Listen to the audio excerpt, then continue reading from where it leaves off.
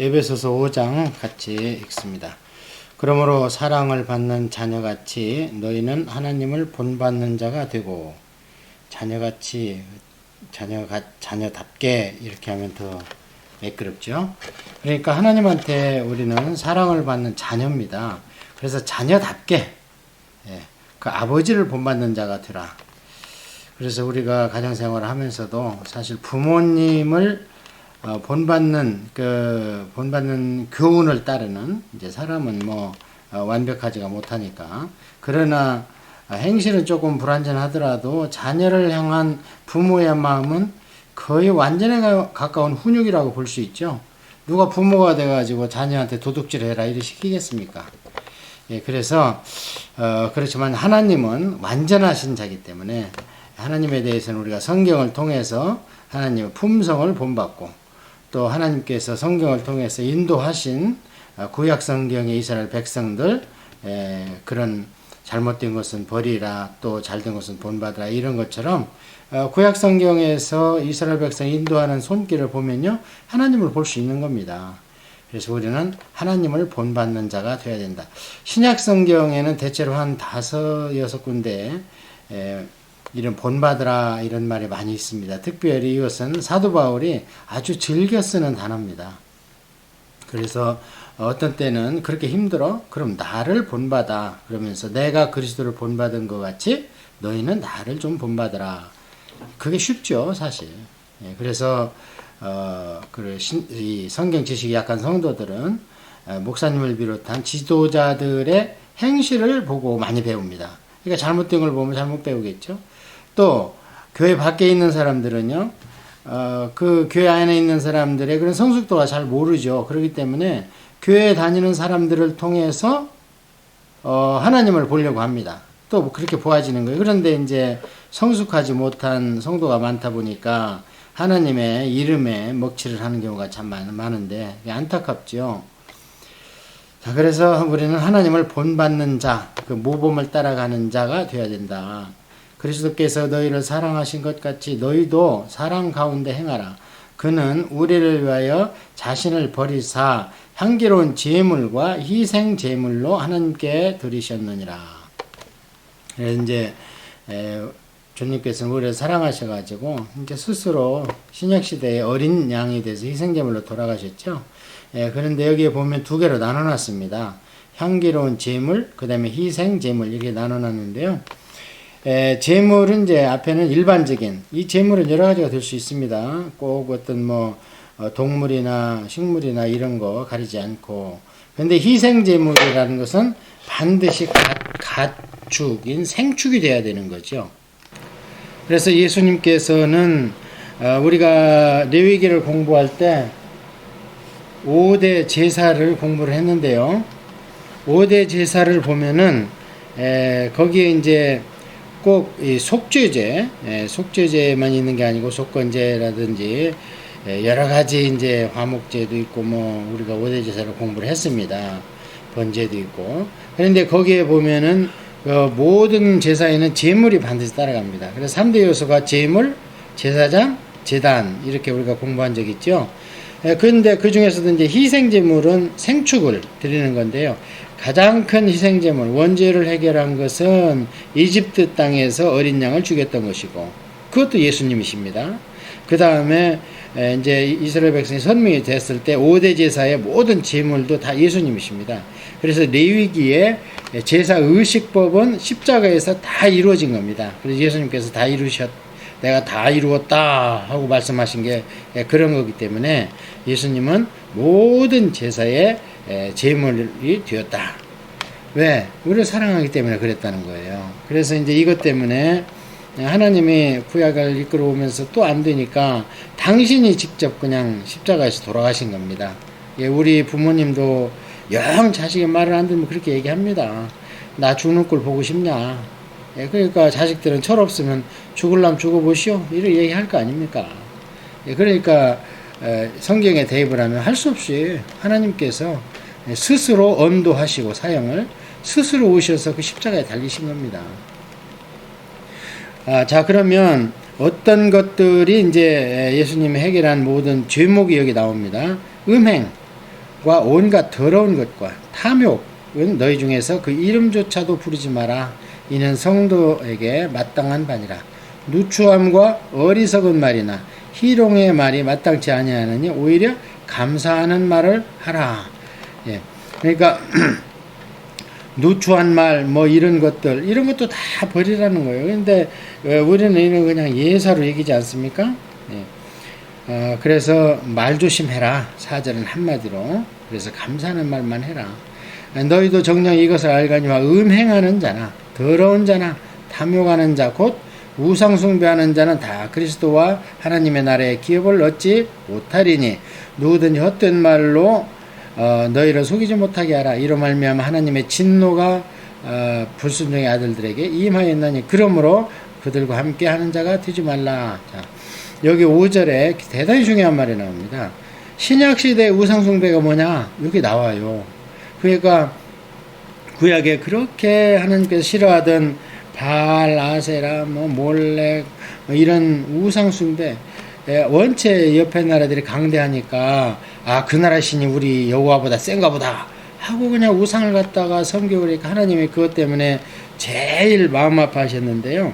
그냥 신약시대는 그러면 우리가 절에 안 가고 또 모스크에 안 가고 또 힌두교회 이런 데 안 가지 않느냐, 우리는 우상숭배 안 한다, 택도 없는 소리입니다.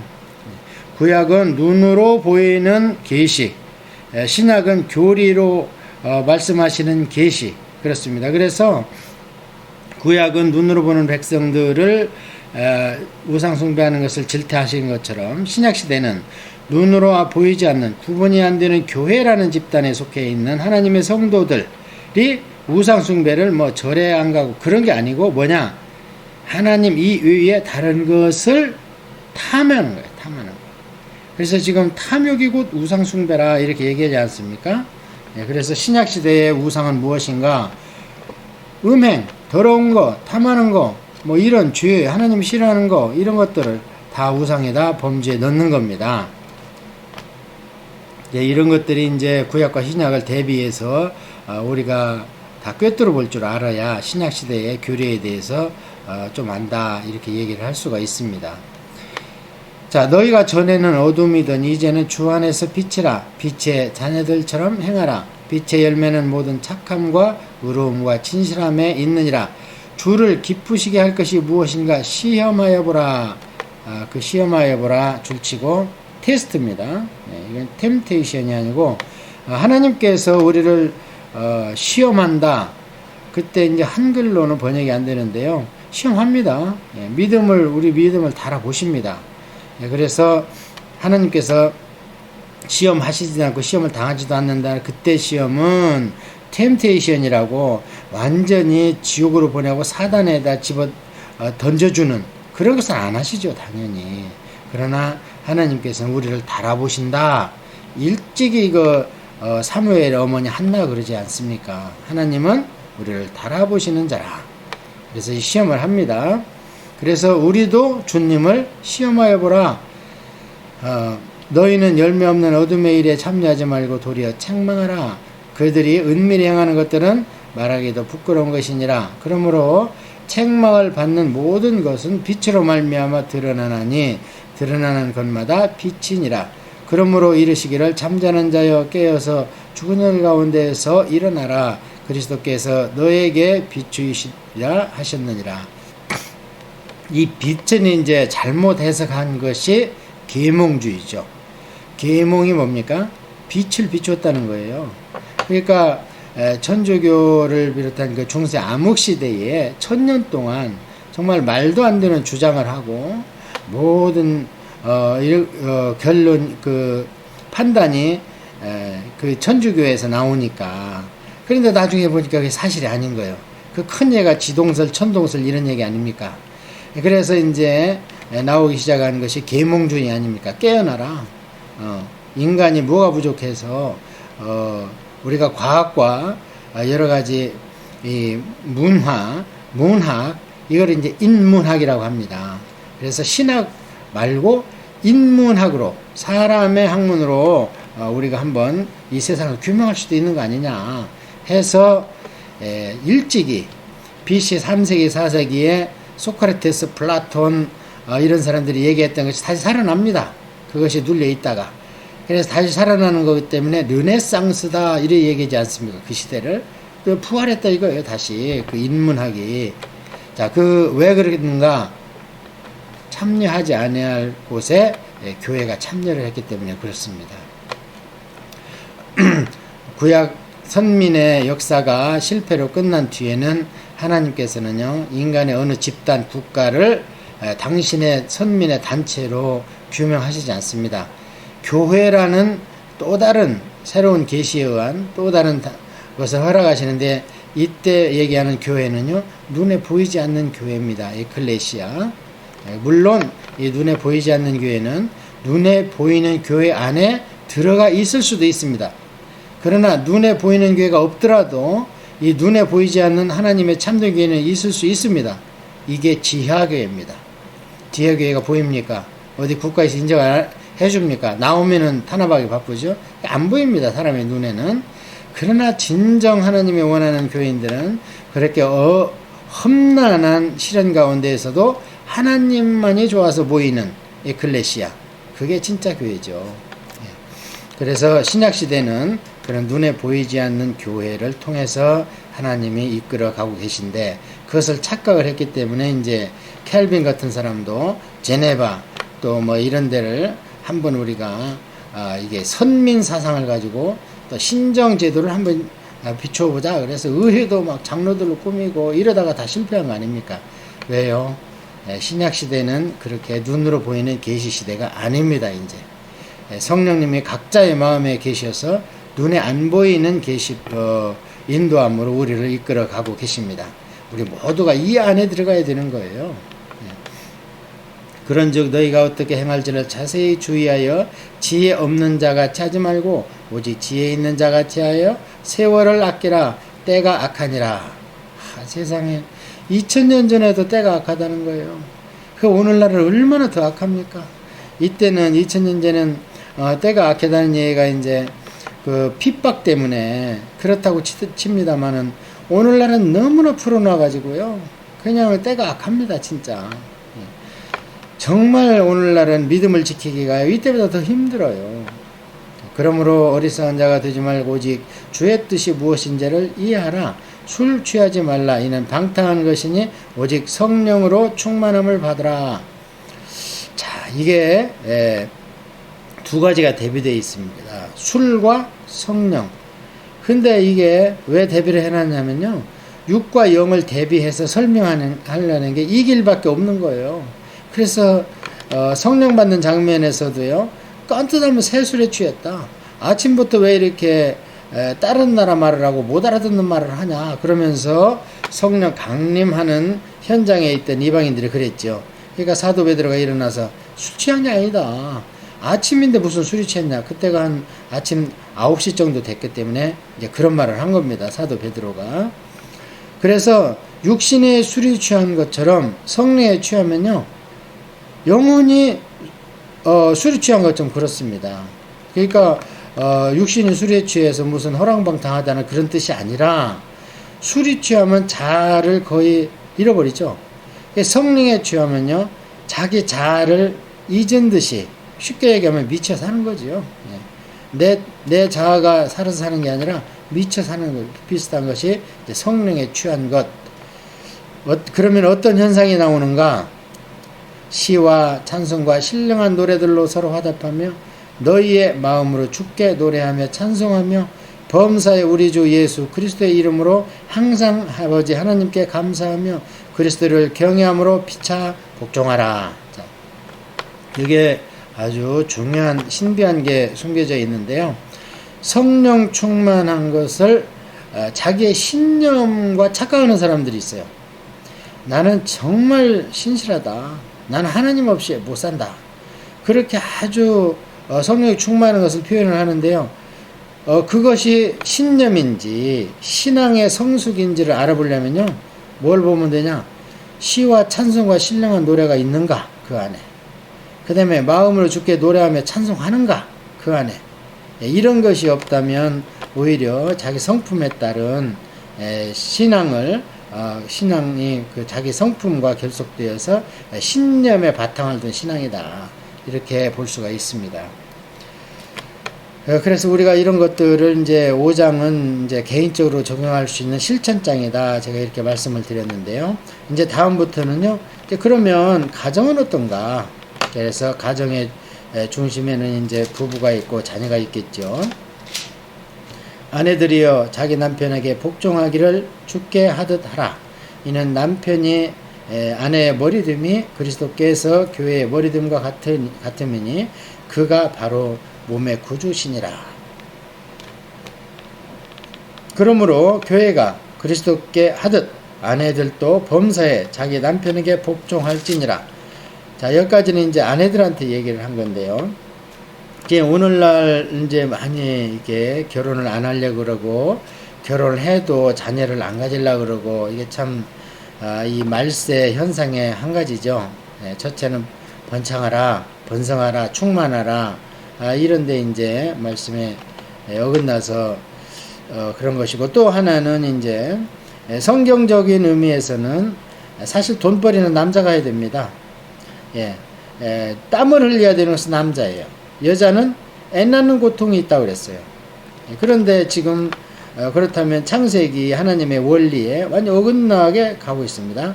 첫째는 이 땀을 여자들이 흘려야 먹고 사는 세상이 됐습니다.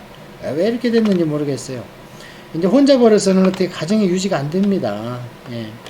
그래서 사실은 이제 여자들 분께서 직장에도 나가고 이렇게 되는 게 우리의 현상이지만 이 시류를 어떻게 하겠습니까?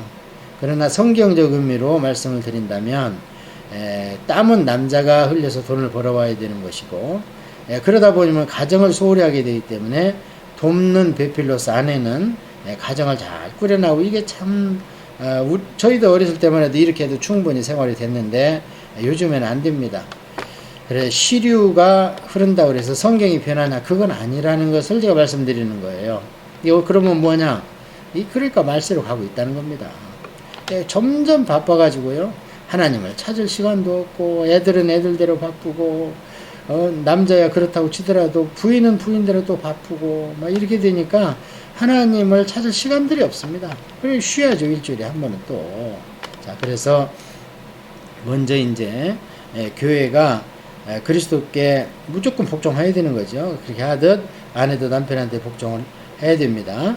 자 그런데 여기서 끝인가? 그렇지 않습니다. 남편들아 아내 사랑하기를 그리스도께서 교회를 사랑하시고 그 교회를 위하여 자신을 주심같이 하라. 이게 참 굉장히 어려운 말입니다. 어떻게 하냐? 그러면 남편이 아내를 먼저 어떻게 해야 되냐? 희생을 해야 된다. 남편의 사랑은 희생에 따라야 되는 거예요. 그래서 여기 보면은 교회를 주님이 돌아가셨기 때문에 교회가 생기는 거예요. 그래서 그 대가로 교회의 머리가 되는 거예요. 아까 여기 우리 아내들한테 얘기할 때 보면 남편한테 복종하기를 이게 순종이 아닙니다. 복종이에요. 복종. 순종과 복종은 틀립니다. 순종은 자기 뜻에 우러나서 따르는 거예요. 만약에 내 생각하고 틀린데 안 따라도 돼요. 그러면 그거는 순종에 대한 규율에 어긋나는 건데 이거는 복종입니다. 복종은 뭔가 조금 틀려도 따라가라는 거예요. 성경상으로 맞으면 그냥 따라가라는 거예요. 자 그런데 그렇게 할 수 있는 근거가 뭐냐? 남편이 아내의 머리라는 거예요. 그럼 어떻게 남편의 아내의 머리인가? 죽었다는 거예요. 그러니까 남편이 아내를 위해서 죽었다는 거예요. 그냥 죽은 척 하는 것도 아니고 예수님이 십자가에서 돌아가신 것처럼 죽었다는 거예요. 그래서 하나님께서 만유의 주인이신 하나님께서 그 정도 사랑이 희생으로 승화됐다면 너는 바로 교회의 머리다. 그래가지고 대관식을 했다고 우리가 에베소서 3장에 말씀을 드렸습니다. 그런 맥락에서 가정이 이제 유지돼야 된다는 거죠. 이걸 알기가 참 어렵잖아요. 이제 교회 이런 가정의 날이나 이런 때에도 이런 걸 가지고 영적으로 이렇게 확 파헤쳐 가지고 그냥 꼼짝 못하게 설교를 해야지 선포가 되고 하는 것인데 그냥 두리뭉실하게 하니까 그렇죠. 이게 지금 영적인 원리가 3D 프린터로 프린트 아웃해서 입체적으로 나타나는 것이 오늘날 세상이거든요. 자, 그 교회를 자신을 주신같이 하라. 이는 곧 물로 씻어 말씀으로 깨끗하게 하사 거룩하게 하시고. 자, 그 다음에 이제 희생하셨죠? 희생을 하셨는데 그 다음에 그냥 놔뒀는가? 그게 아니고 자신을 또 주었습니다. 희생하시고. 그게 준 것은 무엇인가? 이는 뭐예요? 자신을 주신 거. 교회를 위해서 자신을 주신 거. 그럼 뭘 줬다는 얘기인가? 물로 씻어 말씀으로 깨끗하게 하사 거룩하게 하셨다는 교회를. 물로 씻어 말씀으로 깨끗하게 했다. 이 당시에는 신약성경이 없습니다. 그걸 생각해야 됩니다.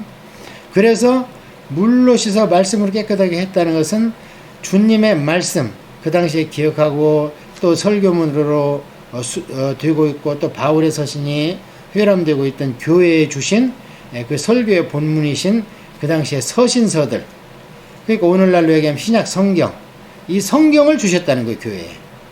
그 얘기는 교회가 깨끗이 되려면은 성경을 공부하고 성경을 적용하고 성경으로 진단을 해야 된다는 거예요. 예. 이거 성경이 소홀히 되니까 교회가 자꾸 싸움이 있고 시끄럽고 세상 사람만도 못한 일들이 벌어져서 세상 법정에 가니까요. 얼마 전에 대한민국의 법정에서 그거는 당신들끼리 좀 해결하라 하고요. 그것을 각하시킨 게 있습니다. 예. 그래서 여기도 또한 사도 바울께서 오직 말씀밖에 없다. 성도든 교회든 깨끗하게 하고 거룩하게 할 수 있는 것은 신약시대에는 말씀밖에 없다. 말씀을 공부한 사람은 기도를 하게 돼 있고, 기도에 못하면 기도 못하는 것에 애타게 돼 있고, 자기 앞에 27절입니다. 자기 앞에 영광스러운 교회로 세우사 티나 주름 잡힌 것이나 이런 것들이 없이 거룩하고 흠이 없게 하려 하심이라. 이와 같이 이제 다시 주님이 주신 영적 원리에서 다시 세상적인 가정으로 또 적용합니다. 자, 이와 같이 남편들도 자기 아내 사랑하기를 자기 자신과 같이 할지니 자기 아내를 사랑하는 자는 자기를 사랑하는 것이라. 누구든지 언제나 자기 육체를 미워하지 않고 오직 양육하여 보호하기를 그리스도께서 교회의 함과 같이 하나니 우리는 그 몸의 지체임이라. 베드로 사도께서도 그렇게 말씀하셨습니다. 아내는 더욱 연약한다다. 그건 뭐예요? 남자도 연약합니다. 근데 아내는 더욱 연약하다는 거예요. 그러면 가정에서는 어떻게 해요? 덜 조금이라도 연약한 사람이 더욱 연약한 사람을 도와야 될 거 아닙니까? 그래서 여기도 보면 이거는 뭐 꼭 말로 해야 되겠습니까? 이거는 뭐 교회가 아니라 세상 교훈에도 다 있는 얘기 아닙니까? 사실은. 근데 그 세상에 있는 일반적인 교훈들도 세상 사람들도 하나님이 창조하셨기 때문에 세상 사람들 가운데 선한 양심을 가진 자는 성경에 부합한 행실은 합니다.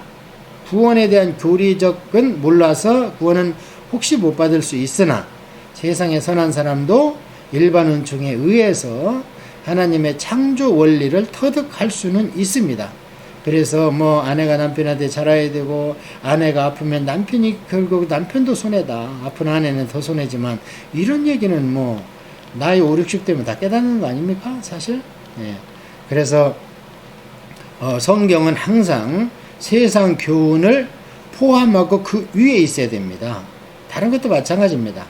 예. 그래서 세상에서 없는 그런 불법들이 교회 안에 있다. 하나님이 절대 용납하지 않습니다. 그런 것들을 포용하는 겁니다. 자, 이쯤에서 우리가 한 가지 짚고 넘어갈 게 있습니다. 우리가 레위기를 공부할 때 보면은요, 제가 성경이 열리기 전에 저도 그랬습니다. 뭐가 이렇게 복잡하고 제사도 많고 뭘 잡아들이라는 얘기도 많고 도대체 이거 우리 오늘날 교회 하지도 않는 것을 왜 우리가 공부를 하며 미련하게 뭔 음식을 먹으라고 나열을 하고 이거는 먹지 마라 하고 또 곰팡이 낀 걸 뭐 그냥 돌까지 빼내서 씻고 다른 돌로 갖다가 그걸 껴놔라 그러고 옷이 더러우면 갖다가 그냥 태워버리라 그러고 도대체 이런 거 왜 있는가? 그거는 이제 구약의 이스라엘 백성을 향해서 한 거기 때문에 있을 수 있습니다. 그러면 신약 시대는 우리는 이스라엘 백성도 아닌데 이런 걸 왜 배워야 되는가 하고 의문이 생길 때가 있었습니다. 예, 그러나 하나님께서 구약의 이스라엘 백성이 이 땅에 오늘날 대한민국이나 캐나다와 똑같이 독립된 국가로 있는 것을 하나님이 관리하신 겁니다. 그렇다면 오늘날 세상 법은 그거보다 덜 규정하더라도 레위기에 있는 사항은요, 세상 법을 다 포함하고 그 위에 있습니다. 그래서 하다못해 도둑질을 해서 뭘 음식을 먹으면 들키면은 20%를 붙여서 변상하게 되어 있습니다. 이제 배가 부른데 그것을 어떻게 싸놓으려고 도둑질하면 용서가 안 됩니다. 그런데 너무 배가 고프면은 먹을 수는 있습니다. 그런데 안 들키면 그만이고 들키면 20%를 배상하라는 거예요. 예, 그런 것들을 왜 규정을 했는가? 세상 법정에도 그런 게 있지 않습니까? 오늘날. 예. 그래서 일반 형법이나 민법 규정을 포함하고 그 위에 하나님의 백성의 법이 있기 때문에 나중에 하나님의 성도는 이 땅에서의 행실을 레위기에 의해서 하나님한테 상벌을 받을 겁니다. 그 이제 구원을 받는다, 지옥 간다 그런 얘기가 아니고 천국에는 등급이 있습니다. 하나님께 가까이 가는 자가 있고 하나님으로부터 다소 멀리 있는 자가 있습니다. 그게 요한계시록 하나님의 그 천상 예배 장면 4장을 보시면 확실히 나와 있습니다. 자, 여기까지 해서 가정의 영적 원리, 그래서 그것을 육적으로 오늘날 어떻게 해야 되는가 나왔는데요. 그러므로 사람이 부모를 떠나 그의 아내와 합하여 그 둘이 한 육체가 될지니 이 비밀이 크도다. 나는 그리스도와 교회에 대하여 말하노라. 그러나 너희도 각각 자기의 아내 사랑하기를 자신과 같이 하고 아내도 자기 남편을 존경하라. 뭐 존경하라 그래서 되겠습니까? 존경하는 행실을 해야지 스스로 우러나는 게 존경이지. 아까 말씀드렸지만 복종은 권위에 의해서 강압적으로 하는 게 포함된다고 그랬잖아요. 순종은 우러나서 하는 겁니다. 순종의 형이 존경입니다. 그러니까 그거는 뭐 시켜서 되는 게 아니죠, 사실은. 자, 그래서 교회 이제 결론은 영적으로는요, 예수님과 교회에 대해서는 이 땅에 말로 설명할 수가 없어요. 단 한 가지 있다면 가정의 부부 관계를 통해서 그것을 엿볼 수가 있다. 그렇게 영적 원리와 육적 원리를 말씀을 드렸는데요.